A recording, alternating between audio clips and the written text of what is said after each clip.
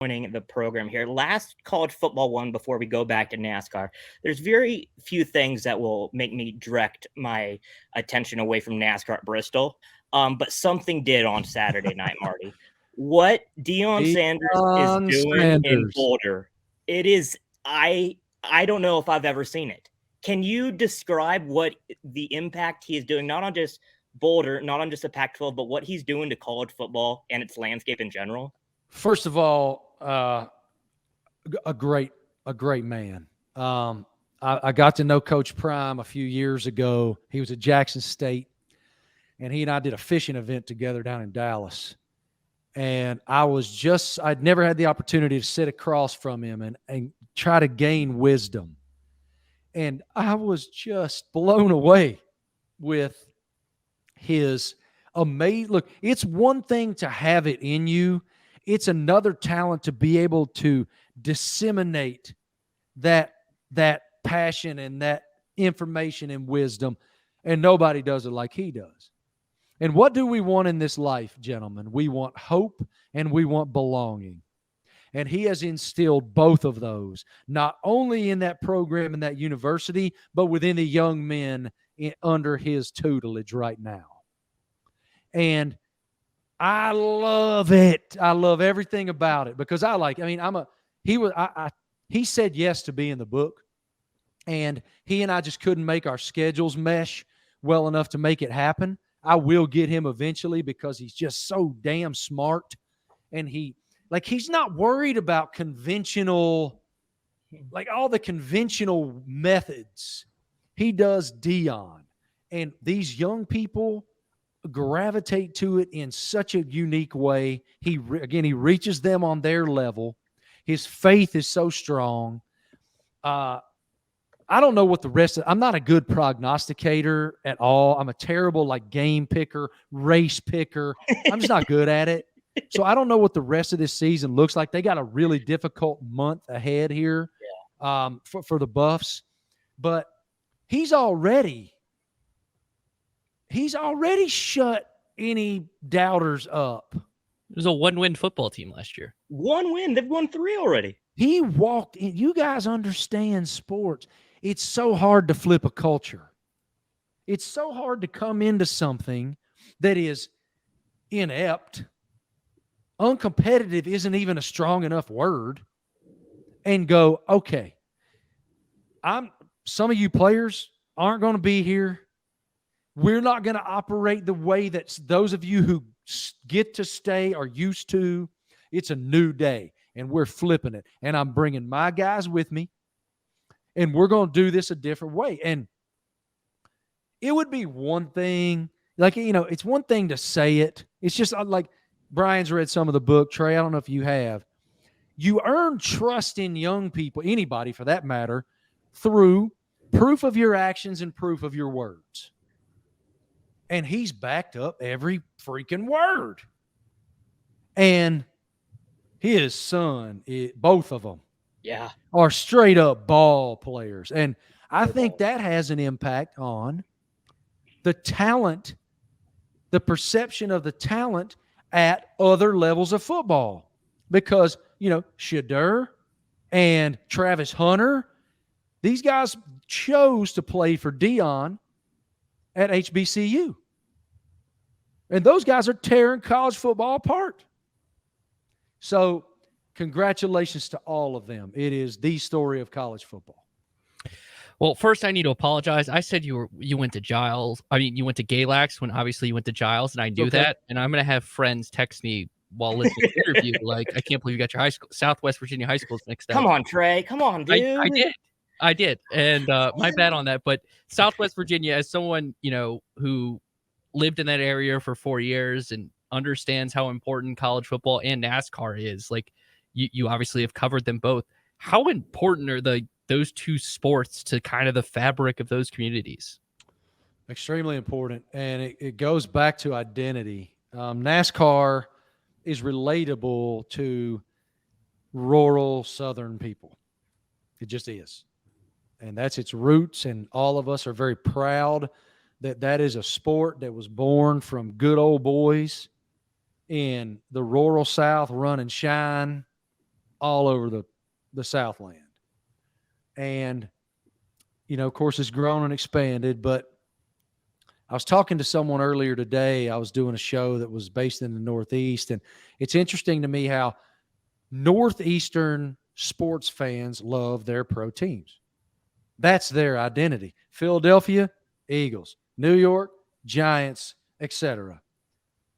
Down south, it's our college teams that are our identity, whether that's Blacksburg, Baton Rouge, Tuscaloosa, Tallahassee, you name it. And I love everything about that. Ultimately, it goes back to like the memories made. It's Chiefs song Talladega. It's like they create these platforms for us to create the film strip of our lives. And there's just something really beautiful about that. Yeah, we're on the anniversary of Tyrod did it, Mikey, and it's like, I will never forget that moment of watching that game at my parents' house and just screaming at the television because I would. And then, I went to Virginia Tech, and you kind of invest into it more completely. My NASCAR question for you: do you believe that NASCAR, and it's gotten better, but obviously, when you lose a Jimmy Johnson, you lose a Dale Earnhardt Jr., you lose a Jeff Gordon, stars get out of the sport, and it just seems like maybe the replacements haven't been there. Do you believe NASCAR has more of a marketing problem or a stars problem?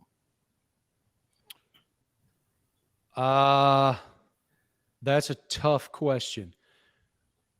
There are definitely not the household names that there once were. There was a period where Jeff Gordon, Dale Earnhardt Jr., Tony Stewart, Kevin Harvick, Jimmy Johnson, Kurt Busch, Kyle Busch, all these guys were household names. And you go back a couple years before that, of course, you had Big E, Rusty Wallace, Ricky Rudd. Like, people knew these names. Peripheral sports fans. I'm not sure how many peripheral sports fans could name 10 NASCAR drivers right now. So, I mean, they can all name Chase. I name Bill Elliott. I mean, there's another household name. They can all name Chase Elliott right now.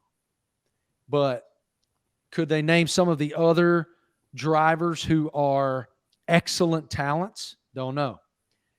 This new TV deal, whenever it gets announced or finalized or whatnot, I think is a really important moment for the sport, because one of the things that, got to think of the way to say this without sounding self-absorbed or whatnot. One of the things about being on ESPN is you're in everybody's house, even if by accident. So, if ESPN is at the race and we're interviewing Joey Logano, you might not in your normal life know who that is, or Ross Chastain or Ryan Blaney, you name the guy, right? But if they're on Sports Center, you see it. Sports Center's on in every bar all the time. So there's sort of that residual impact and the constancy of that residual impact. I mean, when we were doing the sport, NASCAR was on Sports Center a minimum of 3 days a week, and typically more than that. So, I mean, I'm sorry. I think that's part of it. It's just like the repetition, almost the kind of habitual consumption. And I just wonder what's coming. Is it going to be another traditional network package? Is there going to be more streaming involved? I don't have any idea. But whomever it is, to grow those household names, there's got to be a lot of promotion, fellas. Right? I mean, a lot of promotion. For me, it's just like the ratings came out for the Bristol race, and like Formula One had 400,000 less viewers. I mean, it is shrinking, the gap between Formula One and NASCAR.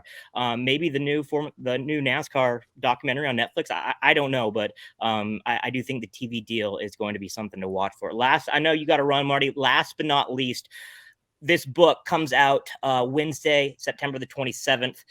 So we're releasing this on Thursday, the 28th. So by the time you guys hear this, it will be out. So buy it on Amazon or wherever you find wherever you find books at your local bookstore. What do you want people to get out of this book? Sideline CEO, Leadership Principles from Championship Coaches. What do you want to have people say after they finish this book, Marty? I want them to, my hope is that they take these lessons that these people who've achieved at the highest levels under the greatest pressure with very little time at their disposal. I hope that the readership can take some of that and envelop it into their daily walk. I've done that, not only as a professional, but as a father, as a husband. One of those lessons I always go back to, Dabo Swinney and Nick Saban say it different ways, but it's the same message. And that is, Saban says, be a champion. Dabo says best is the standard. But they're kind of the same exact principle, and that is, do not consider the outcome. All right?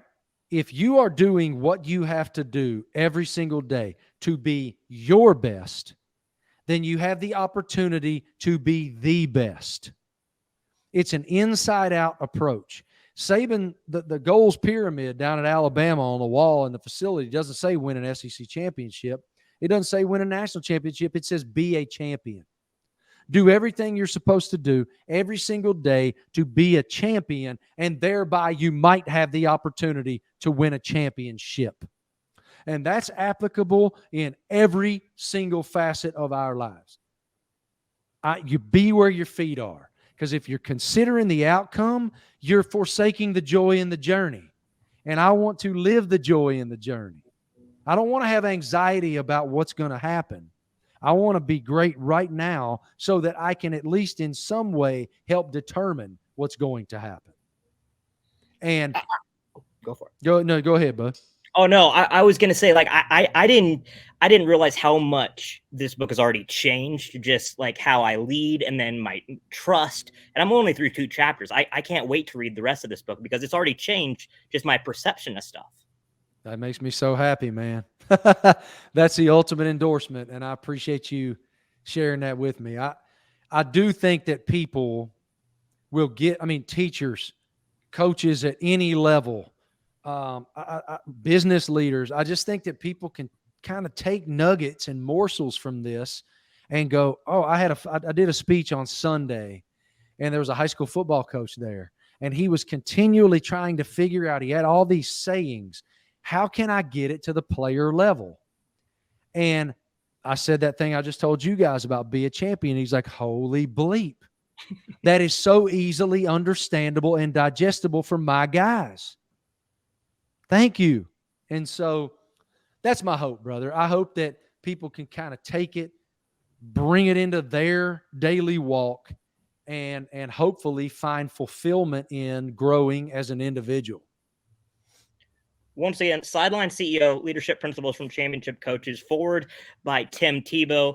From ESPN, Mr. Marty Smith. We could go on and on, Marty, but I know you got to run. We got to run. So thank you so much. It's always a pleasure. Now I'm going to throw out the invite. Number 1 Georgia is at Auburn. The very next day, they're racing at Talladega.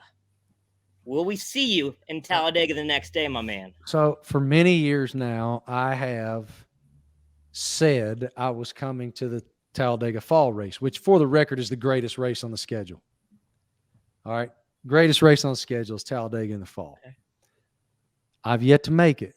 Oh. So never say never, but if I do come there, I'll be drinking cold beer. Awesome. But I'll sneak by the media room and say hi to you guys. Look, to both of you, thank you. I'm grateful you gave me the platform. I appreciate what y'all do so much. I love the sport so much. I want to see it thrive. And I'm very interested to see who prevails in this championship this fall. I got to pick. We'll see what happens.